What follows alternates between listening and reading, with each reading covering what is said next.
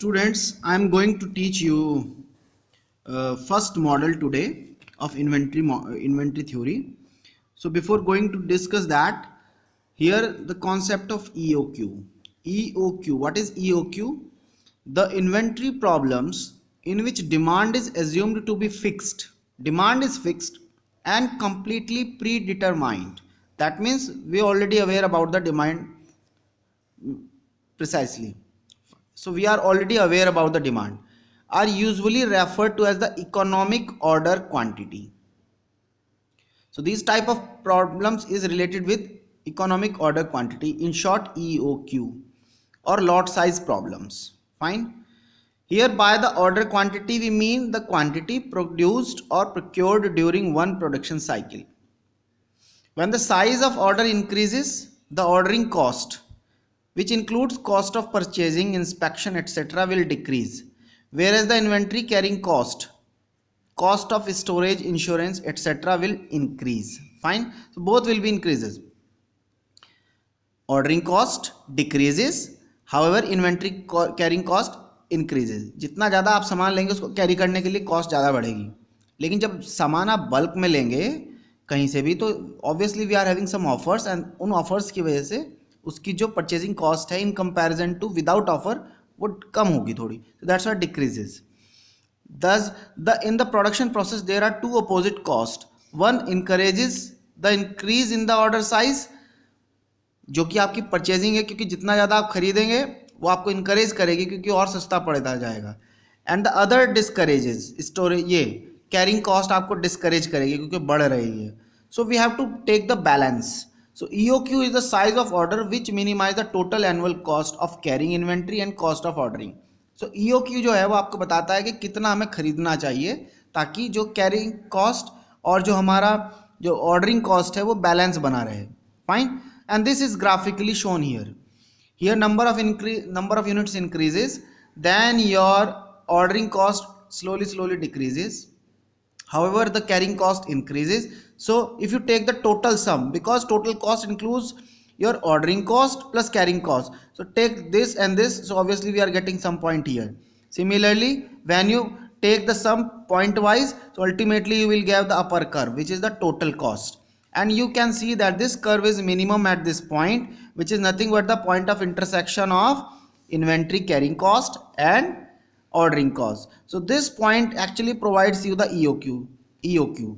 So यहाँ से आपको पता लग सकता है कि हमें कितनी क्वांटिटी नंबर ऑफ यूनिट्स का ऑर्डर करना चाहिए to minimize the total inventory cost. Fine. So now here we are having these models. In entire course we are having these models. We have divided the models into two parts. You already aware about deterministic and probabilistic. So we will discuss probabilistic model later on, but these are the deterministic models.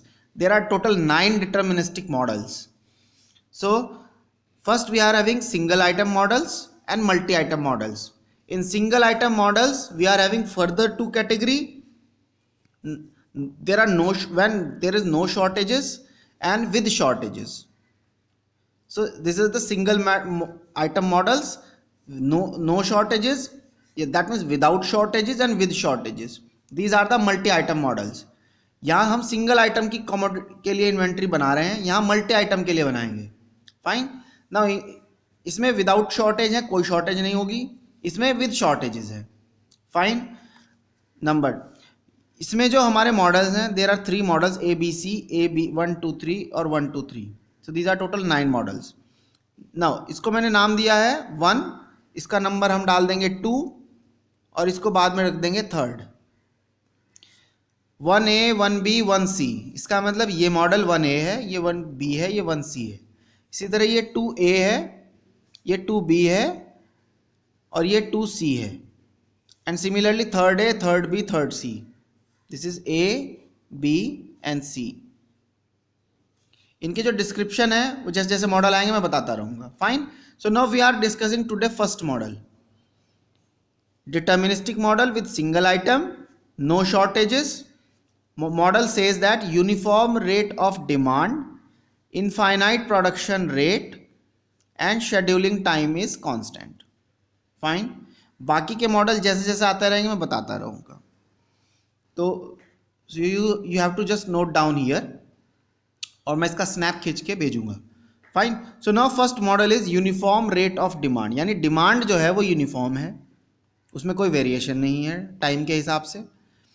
Infinite production rate, infinite production rate है।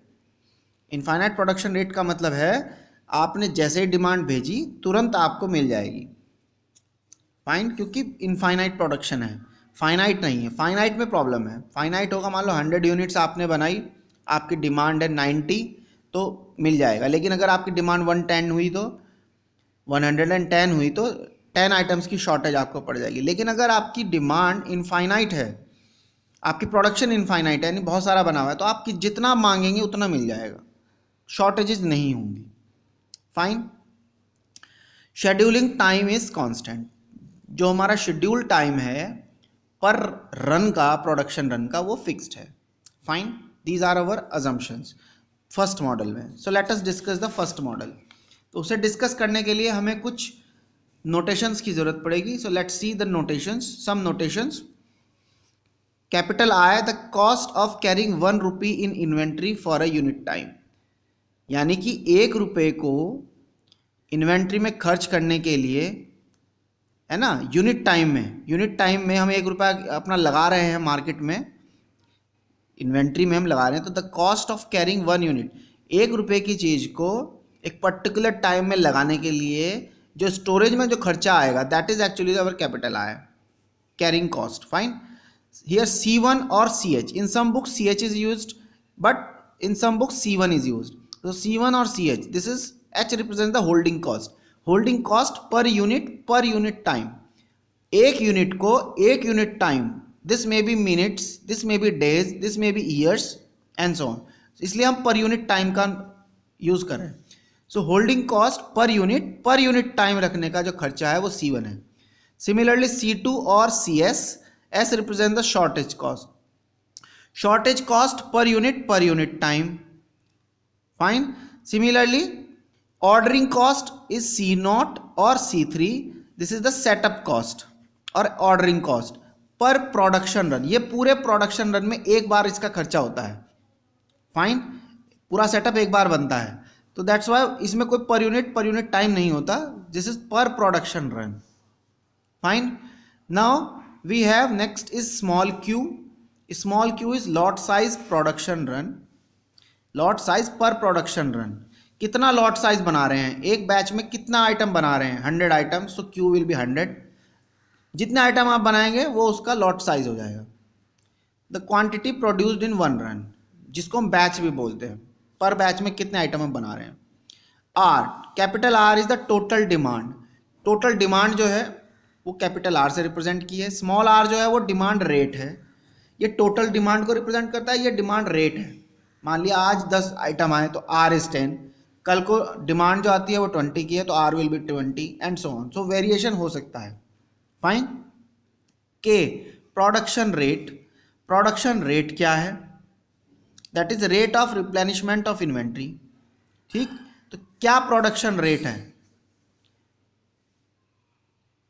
Production run में मान लो 10 दिन का production run चला, उसमें per day क्या आप produce कर रहे हो, that is our K। C is the average total cost per unit time, total cost including holding, shortage and ordering, तो C is the average total per unit cost. Small t is the time interval between 2 consecutive replenishment of inventory, दो जो आप order करेंगे उनके बीच का जो time interval है, that is T। Z, small z is order level और stock level, ये ऑर्डर लेवल या स्टॉक का लेवल बताएगा कितना है।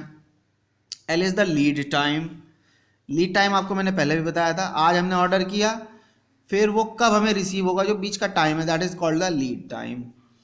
Q star, T star, Z star, that means this Q star, then T star and Z star, what these are the optimum values of Q, T and Z, fine, for which the cost C is minimum, ये उनकी optimum values हैं, ये हमें generally निकालनी होंगी।